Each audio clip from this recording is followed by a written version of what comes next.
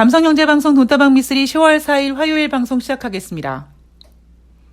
미쓰리가 여러분 10월달 주식시장 그렇게 나쁘지 않을 것 같습니다 라고 말씀을 드리고 그에 대한 근거는 바로 앞에 방송에서 전해드렸습니다. 자, 지난주 금요일 코스피 시장은 15포인트 하락해서 2155포인트로 마무리했고요. 주식 투자하시는 분들은 굉장히 공포스러운 주말을 보내셨습니다. 분위기가 나빴고요. 2155포인트라는 지수는 조금만 더 하락하면 진짜 다른 전문가들이 얘기하는 2000포인트도 위협받을 수 있는 자리이기 때문입니다. 그런데 저는 그 와중에 여러분 10월달 주식시장 괜찮을 거라니까요 라고 얘기를 하고 있죠. 주식 투자하시는 분들은요. 주식 올라갈 거라고 하는 소리 제일 좋아한다라는 거 저도 압니다. 그런데 제가 드리는 이야기는 단순히 희망 고문이 아니라 어떤 때는 다른 전문가들 다 주식 올라갈 거라고 노래 부를 때 여러분 정신 차리세요. 이제 고점이에요.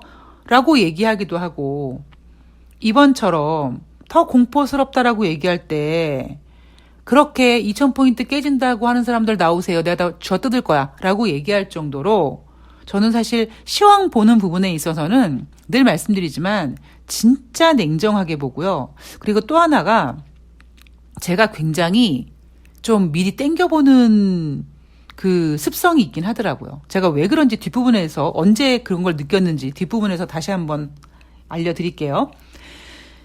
10월 3일 월요일 뉴욕 증시 아주 쌈박하게 상승했습니다. 제가 왜 쌈박하다라고 표현을 썼냐 하면은요. 증시가 반등할 때 과연 어느 자리에서 반등을 했는지 그리고 얼만큼 반등을 했는지 어떠한 재료로 반등을 했는지가 굉장히 중요합니다. 다우지수 2.66% 상승, S&P 500 2.59% 상승, 나스닥 2.27% 상승했습니다. 자, 이날 뉴욕 증시에서 발표된 경제 지표를 확인해 보면 S&P 글로벌에서 발표한 9월달 제조 PMI 지표 8월달에 51.5였는데 9월달에 52.0으로 전월 대비 소폭 상승했습니다.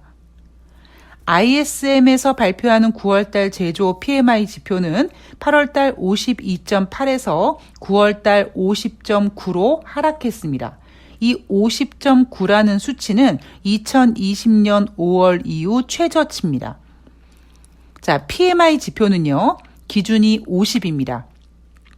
50 이상은 경기 확장이요, 50 이하는 경기 위축입니다. 그런데 제가 앞에 방송에서 최근 들어 경제 지표가 그렇게 나쁘지 않게 나오고 있다. 뭔가 되게 혼란스럽다. 마치 우리는 분명히 바이든이라고 들었는데 바이든이 아니라 날리면이라고 했다. 이렇게 해서 막 우리의 귀를 이상하게 생각해 하고 우리의 생각을 뒤흔드는 지금 현실처럼 경제 지표가 굉장히 혼란스럽게 잘 나옵니다. 경제 지표가 나쁘지 않다 보니까 연준 위원들은 자산시장의 버블을 꺼뜨리기 위해서 시장에다가 대고 공격적인 발언을 계속하고 있는 거고요. 자, 제조 PMI 지표가 발표됐고요. 이제 조만간 또 서비스 PMI가 발표되는데 제조 PMI 지표와 서비스 PMI 지표 중에서 서비스 PMI 지표가 항상 살짝 높게 나옵니다. 그 얘기는 이제 앞으로 발표될 S&P 글로벌 혹은 ISM에서 발표할 서비스 PMI 지표는 이날 발표된 52.0 혹은 50.9보다 조금 높을 가능성이 있죠. 자, 이날 연준위원회 발언을 좀 점검해 보면은요. 뉴욕 연방은행 총재가 긴축 정책이 수요를 진정시키고 인플레이션 압력이 줄어들기 시작했지만 연준의 일은 아직 끝나지 않았다라고 합니다. 여러분 혹시 감 잡으셨나요? 발언이 굉장히 미묘하게 바뀌었습니다. 여러분 뉘앙스를 한번 느껴보세요. 우리 연준은 목에 칼이 들어와도 인플레이션 목표치 2%가 될 때까지 무조건 금리 인상할 거야. 이렇게 얘기하는 뉘앙스와 지금 금리를 계속 올리다 보니까 수요도 좀 진정이 되고 인플레이션 압력도 좀 줄어들었어. 그런데 우리는 금리를 인상할 거야. 이렇게 얘기하는 거와 다르지 않습니까? 뉴욕 연방은행 총재가 연준이 왜 시장에다가 대고 계속 공격적인 금리 인상을 하겠다고 하는지 그 답을 말해준 겁니다.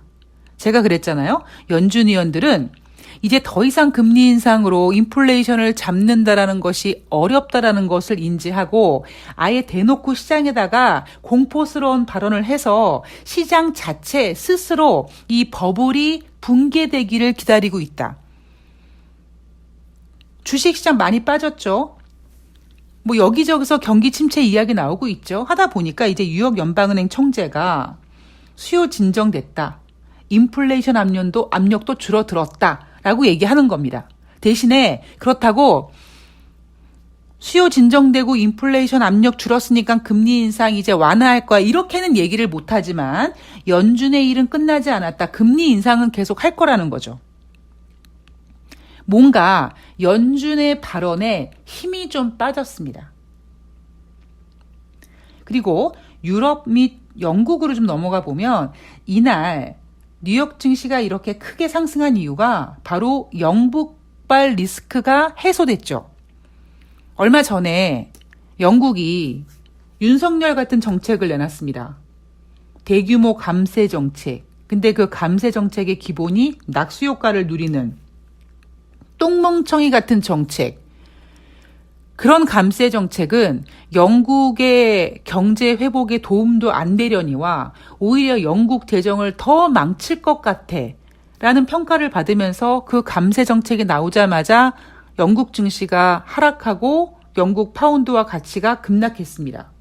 그러자 영국이 그 감세 정책을 전격 철회했습니다. 자, 그러면 여러분들은 저한테 이런 질문을 하셔야 돼요. 미쓰리, 그럼 이제 영국발 악재가 없어진 거야? 라고 질문을 하셔야 됩니다. 그럼 저는 이렇게 대답하죠. 아니요. 영국이 왜 감세 정책을 하려고 했을까요? 영국의 경제도 유럽 경제처럼 지금 분위기가 좋지 않습니다. 그래서 경제 회복을 하기 위해서 감세 정책을 했는데 경기 회복을 하기 위해서 무언가 카드를 내놓기는 했는데 굉장히 바보 같은 카드를 내놨던 거죠.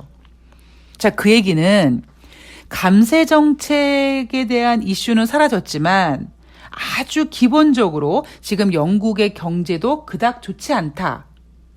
유럽 경제도 그렇게 좋지 않습니다. 특히 스위스계 은행 크레딧 스위스의 재무 건전성 우려가 커졌다고 하죠. 미국이 공격적인 금리 인상을 계속 해대다 보니까 중국이나 영국을 비롯한 유럽이나 아시아 신흥국들이 모두 힘들어합니다. 그거를 잊으시면 안 돼요. 얼마 전에 영국에서 막 감세 정책 한다 그래가지고 증시가 개폭락했는데 그거 안 한대. 이제 증시 다시 올라갈 거야. 이렇게 아메바처럼 생각하면 안 된다라는 겁니다. 자, 그리고 스위스계 은행 크레딧 스위스의 재무 건전성이 우려가 됐지만 미국 은행의 영향은 제한적이었다. 자, 왜 그럴까요? 제가 앞에서 말씀드렸죠. 2008년도 금융위기 때 미국은요, 진짜 쪽팔렸어요. 아니, 어떻게 월가가 무너져? 이게 있을 수 있는 일이야?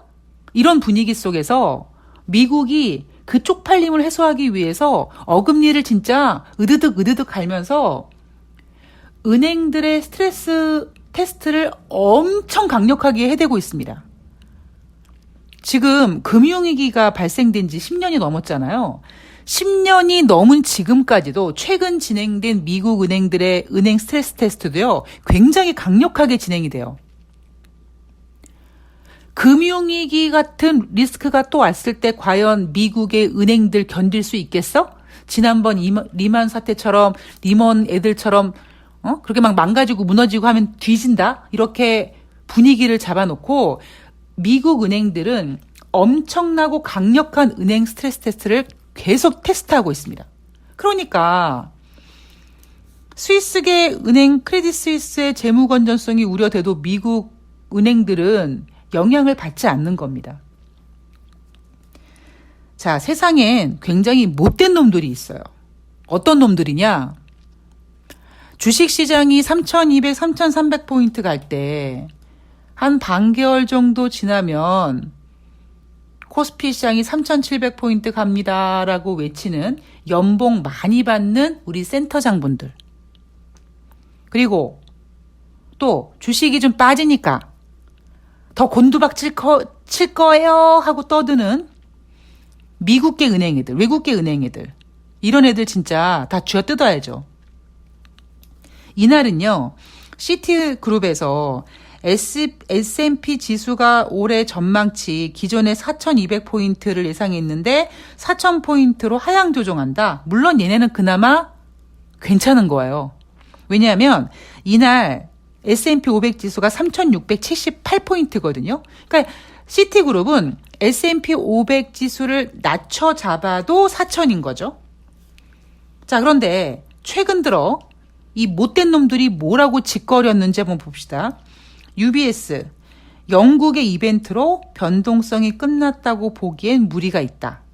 라고 했죠. 이게 무슨 얘기냐? 이거 며칠 전에 제가 방송에 드린 건데, 감세 정책을 발표하고 영국 증시가 크게 하락하자 영국 정부가 영국 국채를 막 사들이겠다라고 발표합니다. 그래서 증시가 다시 반등을 했어요.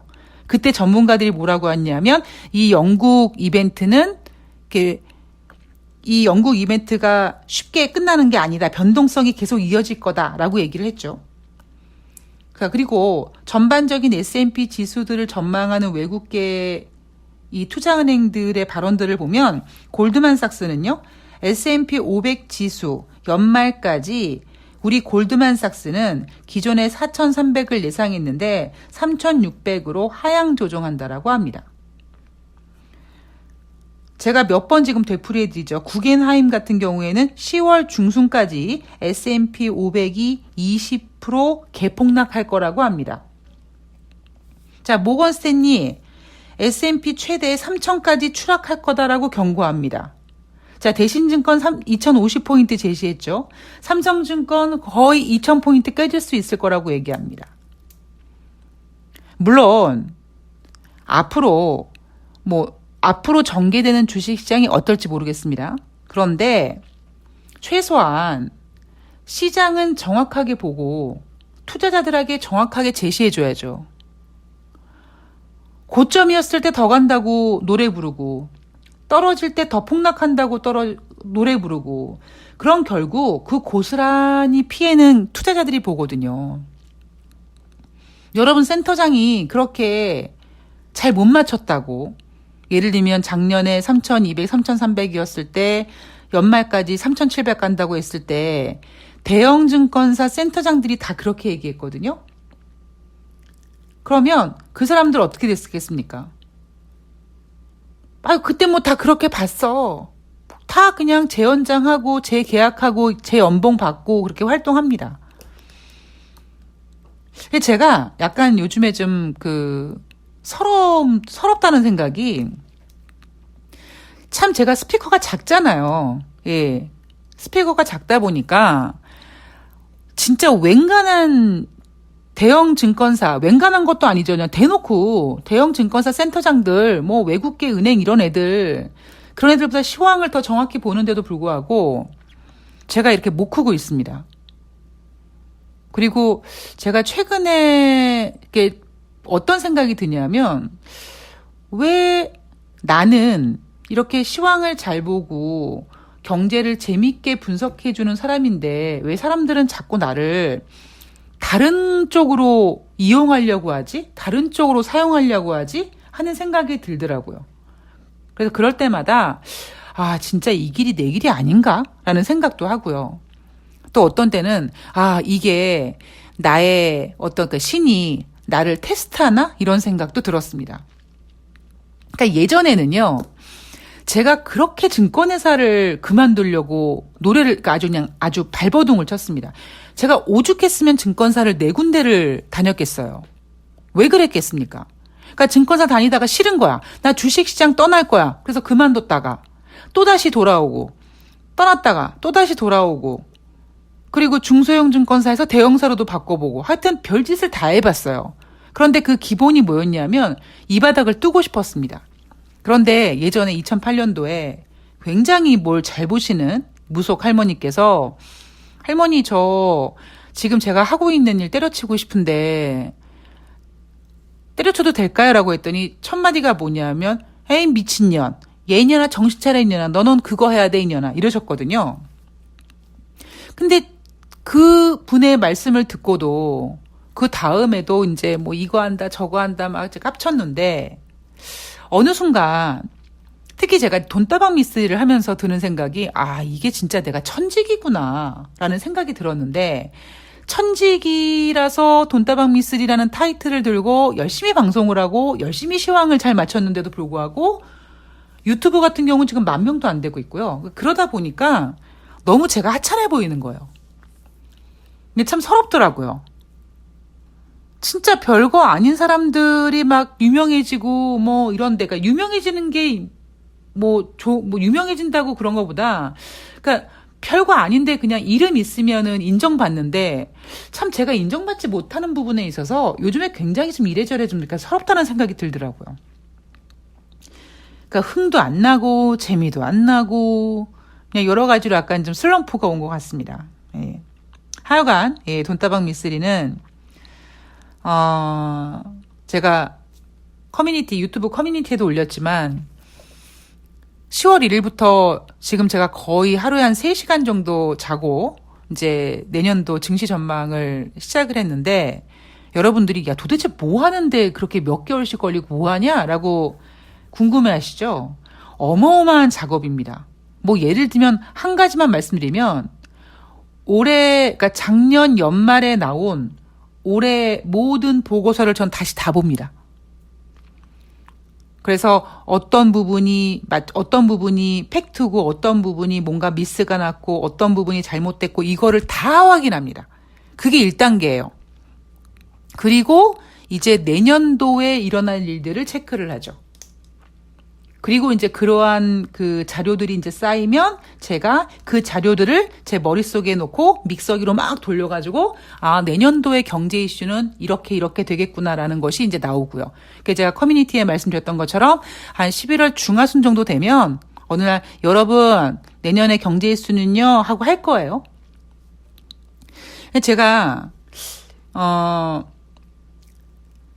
요즘에 어떤 생각이 드냐면 그 어제 새날 방송에서 이제 윤석열에 대한 이야기를 하면서 그 계속 요즘에 이 시사 방송에서 하는 얘기는 이번에 뭐 영국 조문 얘기는 이제 하지도 않고 여전히 정치권에서는 뭐 날리면 발리면 바이든 하고 있지 않습니까? 근데 윤석열이 외교의 엉망인 거 그리고 뭔가 좀 의전 같은 거 좀 잘 못하는 거. 지난번에 유엔에서도 어리버리하고 이번에 국군의 날 행사도 어리버리하고 아유 저 모질이 저거 어떡하나 또 해외 나갈 텐데 이런 생각 하잖아요. 근데 저는 이미 영국 갔다가 미국 갔다 돌아오고 그 윤석열이 외교로 엉망진창 만드는 걸 보면서 뭘 찾아봤냐면 윤석열이 다음에 언제 해외 나가지? 이거를 찾아보게 되더라고요. 그래서 제가 어제 새날 방송에서 계속 이제 뭐 G20 정상회담 가고 그다음에 APEC 정상회담에 참석하게 된다. 거기서 이제 시진핑 만나게 된다. 뭐 이런 얘기 해드렸잖아요. 그러니까 저의 뇌구조는 계속 앞을 보는 거야.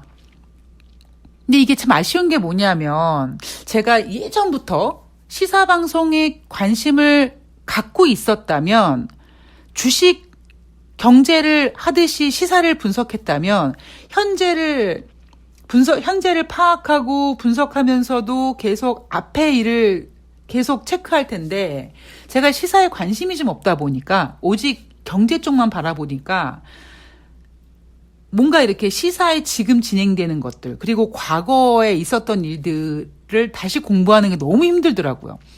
특히 제가 말씀드렸잖아요. 저는 그 약간 안면 인식 장애가 있는 데다가 사람 이름 외우는 걸 별로 안 좋아한다고요. 그러니까 이게 뭔가 저는 그냥 이 경제 전망하는데 이 주식 매매하는데 그냥 적합해 있는 인간인 것 같아요. 그래서 제가 요즘에 이런저런 고민이 많은데 하여간 돈다방 미쓰리를 좀 어떻게든지 키워보고 싶은데 여러분들의 적극적인 협조와 응원이 좀 필요합니다. 예. 제가 썸네일을 자극적으로 만드는 거를 진짜 혐오하거든요. 왜 많이 낚이잖아요. 우리 가끔씩. 뭐 큰일 난 것 같은 썸네일 봐면 별거 아니고. 그래서 제가 광고 같은 경우가 굉장히 합법적인 사기라고 하죠. 저는 썸네일도 합법적인 사기라고 생각을 합니다. 그래서 가급적이면 돈다방 미쓰리 썸네일 뭐 일명 방송 에피소드 제목만 올라가지만 자극적으로 하지 않으려고 하고 오히려 진짜 가치 있는 방송은 언젠간 빛이 발할 거다라고 생각하고 그냥 무난하게 제목을 다는데 안 될 것 같아요. 예. 좀 저도 자극적으로 나가겠습니다. 예. 제가 얼마나 자극적으로 나갈지는 모르겠는데 하여튼 제가 요즘에 이래저래 좀 굉장히 뭔가 서글프고 서럽고 좀 그런 마음이 있어서 조금 당분간은 돈다방 미쓰리 구독자 뭐 좋아요 이거 약간 스피커를 좀 키울 생각입니다. 필요하면 매일 라이브 할 거예요. 예.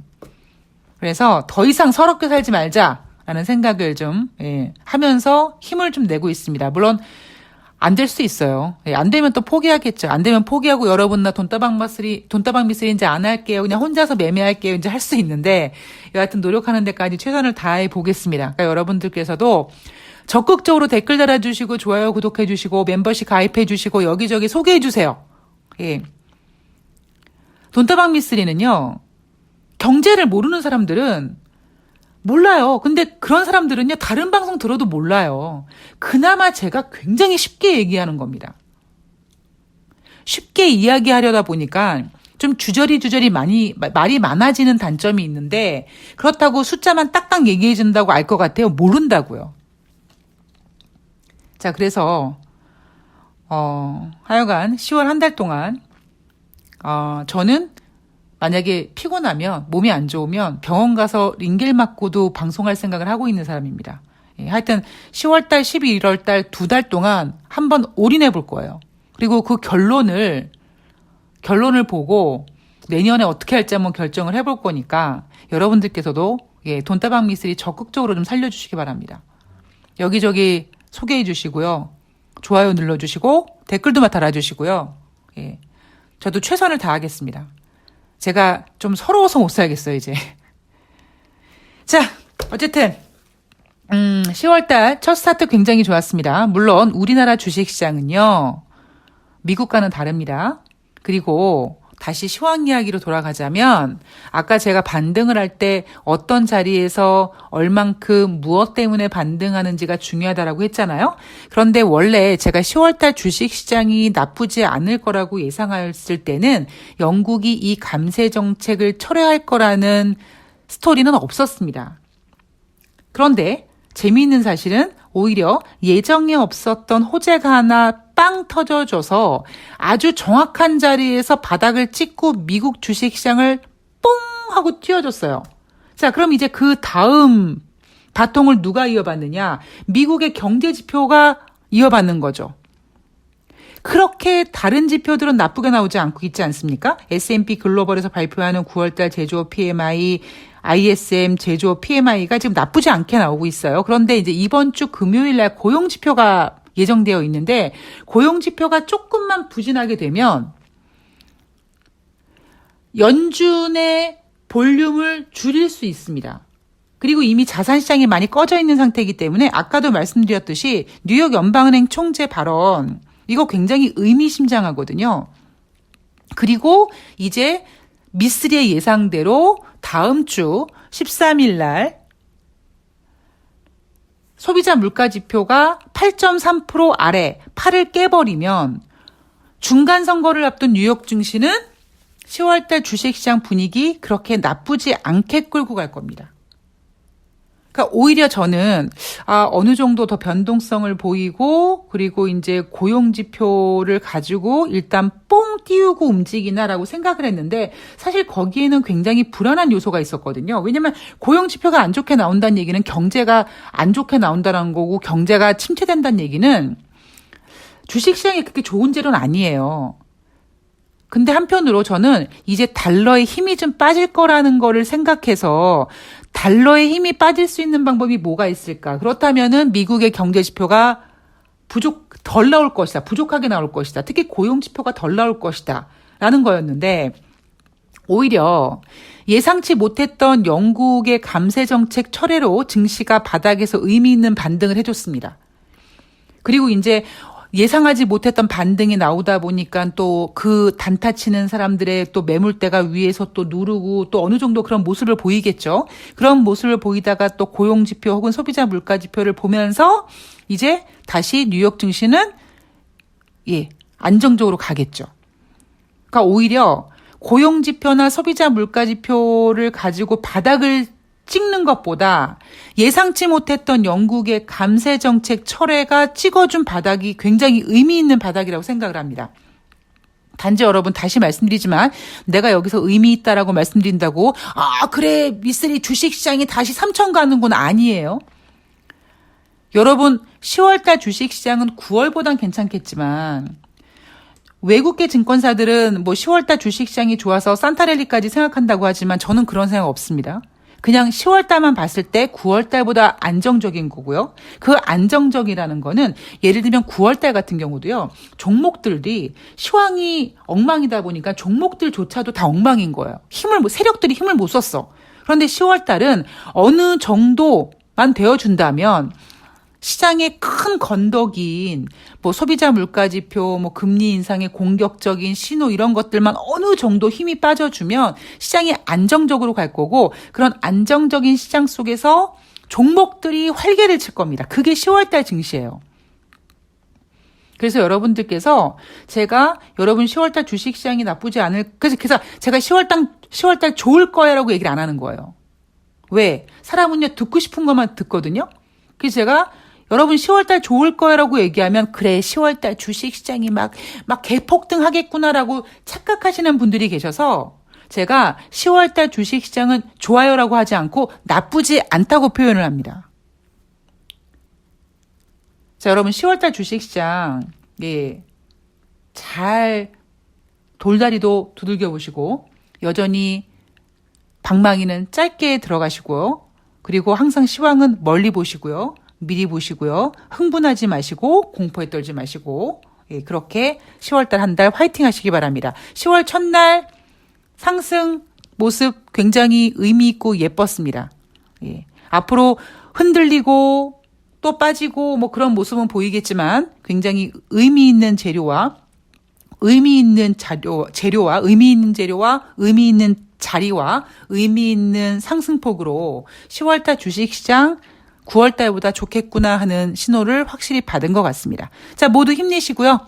화이팅 하시고 저는 내일 방송에서 뵙도록 하겠습니다. 고맙습니다.